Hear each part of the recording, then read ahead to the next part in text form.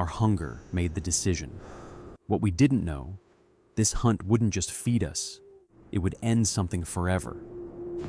The cold was physical, a weight pressing against every exposed inch of skin. The steppe stretched in every direction without landmarks, without mercy. We moved low and slow, reading the prints in the crusted snow, each one a shallow crater, wider than a man's chest, sunk an inch deep into the frozen ground. 3 days of following something that didn't know it was being followed. On the morning of the 4th day, we saw it. A bull, old by the look of him. Tusks yellowed and asymmetrical, curving out and upward like the arms of something reaching. He stood near a sparse stand of grass he had uncovered by sweeping his tusks through the snow. Alone. There was no herd visible anywhere on the plain. That detail registered somewhere in the back of my mind and then was gone, overwritten by hunger, by the arithmetic of survival. We worked downwind. We came in from the north. The spears were short, heavy, hardened in fire. The mammoth turned once, regarded us with small, dark eyes, and did not run. He had no reason to run. Nothing on this steppe had ever given him a reason to run from something our size. He fell after the 3rd throw. Not dramatically. He buckled at the knees and went sideways, and the sound of him hitting the earth moved through the ground and into our feet. Then silence. Just wind and steam rising from the body and the flat white sky overhead. We didn't know what we had done. The mammoth was not just an animal. That is not a sentimental statement. It is an ecological one, and the distinction matters. For over 100,000 years, mammoths were engineers of the landscape. Their tusks, which could span 12 feet on a full-grown bull, were tools. They swept through snowpack to expose the grasses beneath, feeding not just themselves, but the deer and horses and bison that followed in their paths. They knocked over young trees, preventing the slow creep of forest into open steppe. They compacted soil with their weight, maintaining the hard frozen ground that the entire ecosystem depended on. Scientists who drill core samples from Siberian permafrost today find a specific boundary layer, a thin, dark line in the sediment, beyond which the pollen record changes completely. Below that line, grassland species, mammoth dung, the chemical signatures of a living steppe. Above it, shrubs, moss, the beginning of the world we now recognize. That line is roughly 10,000 years old. It is exactly the moment the mammoths vanished from the mainland. They weren't just living in the ecosystem. They were the mechanism that produced it. The technical term for this is keystone species, an organism so central to its environment that its removal causes the entire structure to shift. Remove wolves from Yellowstone, and the elk overgraze the riverbanks and the rivers change course. Remove beavers, and the wetlands dry up. Remove the mammoth and the steppe grassland, one of the largest and most productive ecosystems in Earth's history, begins its slow collapse into the tundra and taiga we have today.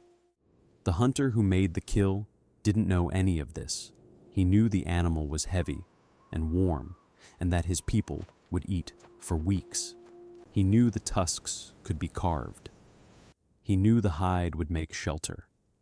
He knew everything about the mammoth that mattered for survival, and nothing about what the mammoth was holding together. The world that Hunter moved through was not the frozen wasteland we tend to imagine when we picture the Pleistocene. It was something closer to the Serengeti, vast, diverse, layered with life. The mammoth steppe stretched from Western Europe through Siberia and across the Bering Land Bridge into North America. Woolly rhinoceroses moved through the same corridors. Cave lions, bigger than any lion alive today, held their ranges. Short-faced bears stood taller than a grizzly at the shoulder. This wasn't the edge of the livable world. It was the center of it. This wasn't marginal land. It was the richest grassland on Earth, sustained by the very animals that walked through it and stretched across a third of the planet's landmass.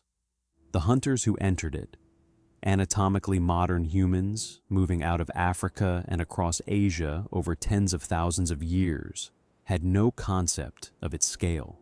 They had no maps. They had no sense of what lay beyond the next ridge or the next river. They moved in small bands, following prey, following seasons. The ecosystem they were walking into was, from their perspective, simply the world, infinite, permanent, inexhaustible. That assumption would prove to be the most consequential error in human history. The argument for human culpability in the mammoth's extinction was formalized by the paleontologist Paul Martin in the 1960s and 1970s. He called it the overkill hypothesis. The name sounds accusatory. The mathematics behind it are simply devastating. Mammoths were not like the prey animals that had evolved alongside human hunters in Africa. African megafauna had tens of thousands of years to develop wariness, to learn that bipedal primates were dangerous, to build escape reflexes. The mammoths of Siberia and North America had not. They were what biologists call ecologically naive. When a band of hunters appeared on the horizon, a mammoth had no evolutionary response prepared. It stood. It watched. It did not run. This made them catastrophically easy to kill. And the number didn't need to be large. One mammoth could feed a band of 25 people for 3 to 4 weeks. You needed perhaps 1 kill a month, maybe less. That sounds sustainable. It does not sound like extinction. But run the numbers across the landscape, and the picture changes. Imagine 1,000 small bands distributed across the mammoth steppe. Each kills 1 mammoth a month. That is 12,000 mammoths per year. Mammoths reproduce slowly. A female carries a calf for nearly 2 years and raises it for years after that. Their populations could not absorb that rate of loss. Not quite, not over centuries. The surplus was being shaved away, generation by generation, so slowly that no individual hunter ever saw the trend. And the climate was already moving against them. The Pleistocene was ending. The steppe was contracting, pushed back by warming temperatures and the forests that followed. The mammoths were already under pressure. Their range was shrinking. Their populations were fragmenting. They were not thriving when we arrived. They were, in the language of ecology, already stressed. Neither cause alone would have finished them. Paleontologists who model the extinction carefully arrive at the same conclusion. Climate change, without humans, probably would have reduced mammoth populations significantly, but not eliminated them. Humans, without climate change, might have coexisted with them for millennia longer. The two variables together were lethal. The steppe shrank. The hunters multiplied. The margin disappeared. The last mainland woolly mammoth died approximately 10,000 years ago. It was not a dramatic event. There was no final herd making a last stand. There was simply a point at which no female found a mate, or no calf survived its first winter, or a small isolated group fell below the threshold of viability and quietly ended. That bull I killed was alone because his herd was already gone. I didn't know that. I couldn't have known it. The steppe was vast, and mammoths were not evenly distributed, and animals wander, and some bulls are solitary by nature. I made the kill, and I carried the meat back to my people, and that night we ate, and the fire was warm, and I told the story of the hunt, the 3 days of tracking, the patience, the moment of the throw. I did not tell a story about ending something. There was nothing in the story that felt like an ending. Somewhere else on the steppe, someone made the same decision that same season, and, again, the following spring. And again, the year after that, and the decade after that, and the century after that. Each kill a rational act. Each family fed. Each winter survived. Each story told around a fire. The decisions were not wrong within their context.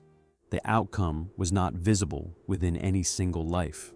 10,000 ordinary choices made in hunger and cold, across centuries and across a continent. The last woolly mammoth on mainland Eurasia was gone around 10,000 years ago.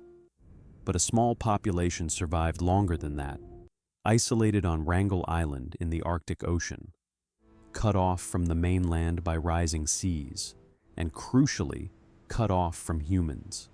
Those island mammoths survived until approximately 3,700 years ago. When the last Wrangel mammoth died, the Great Pyramid of Giza had already been standing for 800 years. Stonehenge was complete. Bronze Age civilizations were rising in the Mediterranean. The mammoth was not an ancient thing when it vanished. It was nearly our contemporary. The hunter walked home across the snow with meat on his back and didn't look behind him. He wasn't a villain. He was a member of a community, a person trying to get through another winter in a world that had no mercy for the unprepared. He did what humans do. He used what was available. He survived. The sixth mass extinction is underway. We know this. The science is precise and overwhelming. Habitat loss is the primary driver. Ecosystems destroyed at the margin, shrinking year by year. Each reduction too small to constitute a decision, but accumulating into collapse. Human pressure layers onto that. Hunting, harvesting, pollution, the slow thermal reordering of the climate. The formula is not new. We have run this calculation before. The mammoth couldn't warn us. It had no mechanism for warning, no way of communicating what its absence would mean for the permafrost, for the grassland, for the carbon locked in the frozen ground that is now, as the steppe continues to collapse, beginning to release. The mammoth held something together that we are only beginning to measure. The hunter walked home across the snow. Behind him, in the white silence, the last of something was already cooling. He didn't know what he'd left behind. That was true then. It is harder to say now. If you made it this far, you already know this channel isn't about dates and names and things that happened to other people a long time ago. It's about the decisions that made you. That's the whole story, and it's still going. If that's the kind of history you want, subscribe. Next story is already there when you're ready.